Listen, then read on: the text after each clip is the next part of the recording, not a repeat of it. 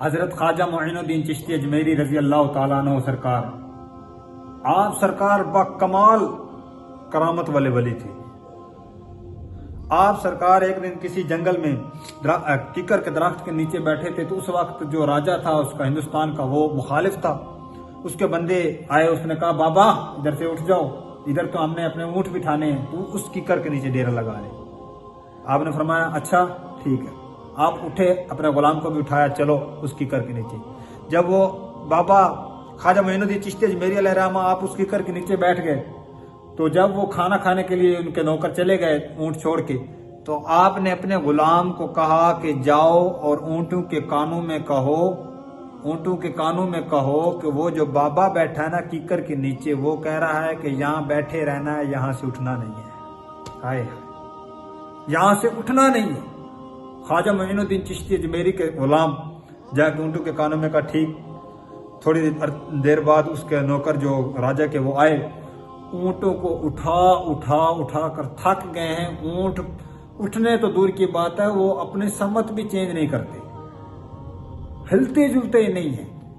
بڑے پریشان ہو گئے، یہ کیا ہو گیا؟ ان کو پتا چل گیا کہ یہ بابے نے کچھ کیا ہے۔ راجے کے پاس بھاگ کے گئے، راجہ ظلم ہو گیا، کیا ہو گیا جی؟ ہم نے اس کو بابے کو کیکر کے نیچے سے اٹھایا تھا، اس نے پتہ نہیں کیا کیا، ہمارے اونٹ اٹھنے کا نام نہیں لے رہے۔ اس نے کہا جاؤ یار اس سے معافی مانگو، اس سے کہو قصور ہمارا ہے، ان اونٹوں کا تو نہیں ہے۔ جب وہ واپس آئے نوکر، راجے کے نوکر واپس آئے اور خواجہ معین الدین چشتی اجمیری علیہ الرحمہ کی بارگاہ میں حاضر ہو کر کہنے لگے حضور ہمیں معافی دے دیں، ہمارا قصور ہے، ان اونٹوں کا تو نہیں ہے، انہیں تو اجازت دے دیں، یہ تو اپنا کام کریں۔ آپ نے پھر غلام کو فرمایا جاؤ اور اونٹوں کو کہو جیسے پہلے چل رہے تھے، کام کر رہے تھے، ویسے کام کرو۔ تو یہ تھی ان کی کرامات۔ پھر ایک دن جو ہندو تھے اس وقت، وہ ایک انہوں نے حوض بنایا ہوا تھا، اس کے اوپر بڑا بت رکھا ہوا تھا، تو خواجہ اجمیری علیہ الرحمہ آپ ادھر جا کے بیٹھ گئے اور اللہ اللہ کرنے لگ گئے۔ ہندو جو ہیں وہ بہت غصے ہو گئے، راجے کو کہا کہ اس بابے کو یہاں سے اٹھاؤ، ہم ادھر عبادت کرتے ہیں، یہ ہماری عبادت میں خلل ڈالتا ہے۔ اس نے کہا ٹھیک ہے، اس کو اٹھا دو۔ پھر نوکر آیا، کہا بابا ادھر سے اٹھ جا۔ آپ نے فرمایا اچھا ٹھیک ہے۔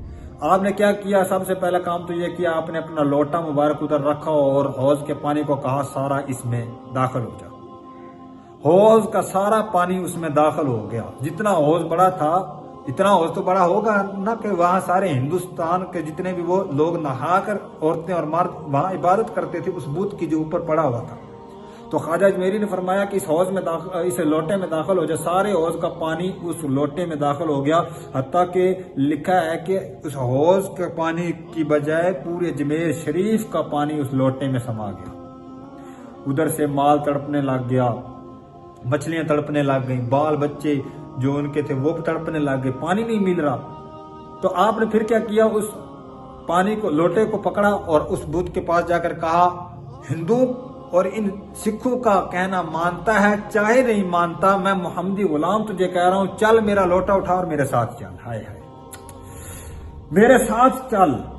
حضرت خواجہ اجمیری علیہ الرحمہ نے جب یہ کہا تو وہ جو بت تھا اس نے لوٹا اٹھایا اور خواجہ اجمیری کے پیچھے پیچھے جا رہا ہے۔ آپ سرکار جب جا رہے ہیں تو ہندو بھاگے راجے کے پاس، راجہ ظلم ہو گیا، کیا ہو گیا؟ اس نے کہا جو بت سالوں مدتوں سے بولتا نہیں تھا، چلتا نہیں تھا، آج وہ بابے کو لوٹے اٹھا کے چل رہا ہے، آج وہ بابے کو لوٹے اٹھا کے چل رہا ہے۔ تھوڑی دیر گزری، راجے کا پھر حکم آیا، بابے سے کہو قصور ہمارا ہے، ان بچوں کا تو کوئی قصور نہیں ہے، مال کا تو، جانوروں کا تو کوئی قصور نہیں ہے، ہمارا پانی تو واپس کر دو۔ جب نوکر گئے پھر معافی مانگی، حضور ہم سے غلطی ہو گئی ہے، ہمارا قصور ہے، ان جانوروں اور بچوں کا تو کوئی قصور نہیں ہے، اس نے پانی تو واپس کر دو۔ آپ نے فرمایا اچھا ٹھیک ہے۔ آپ نے پھر اسی بت کو کہا جاؤ اور یہ لوٹا لے جاؤ اور اسی حوض میں دوبارہ پلٹ دو۔ جب لوٹا دوبارہ حوض میں پلٹا تو پورے اجمیر شریف کا پانی بھی واپس آ گیا اور حوض کا پانی بھی واپس آ گیا۔ تو یہ تھی خواجہ اجمیری علیہ الرحمہ کی کرامات، کرامت والے ولی تھے۔ ہندوستان میں جب قدم رکھا تو اکیلے تھے، جب جنازہ اٹھا تو 90 لاکھ آدمی ان کے جنازے میں شریک تھے۔